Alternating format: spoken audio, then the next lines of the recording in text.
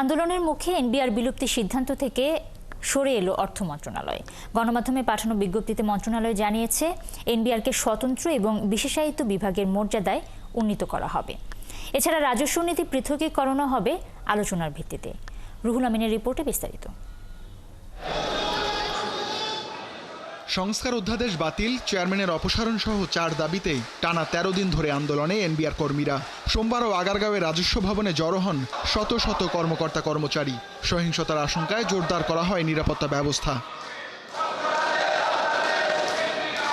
বিকেলে সংবাদ সম্মেলনে মঙ্গলবার থেকে পূর্ণাঙ্গ কর্মবিরতিতে যাওয়ার ঘোষণা দেন আন্দোলনকারীরা। জানান, বন্ধ হয়ে যাবে আমদানি রপ্তানি।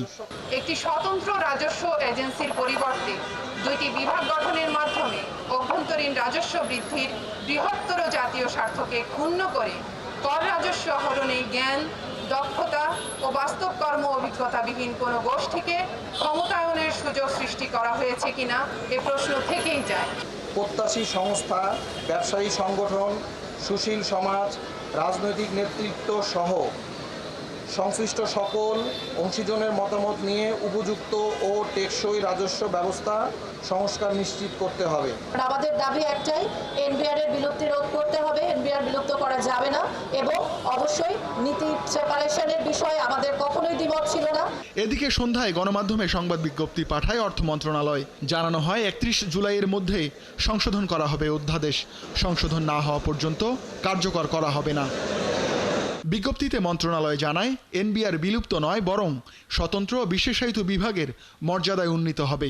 একইভাবে রাজস্ব নীতিকেও স্বতন্ত্র ও বিশেষায়িত করা হবে, আর তা হবে সবার মতামত ও আলোচনার ভিত্তিতে।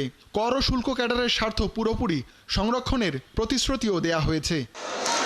এর প্রেক্ষিতে কর্মকর্তাদের আন্দোলন প্রত্যাহারেরও আহ্বান জানিয়েছে অর্থ মন্ত্রণালয়। রুহুল আমিন, 71, ঢাকা।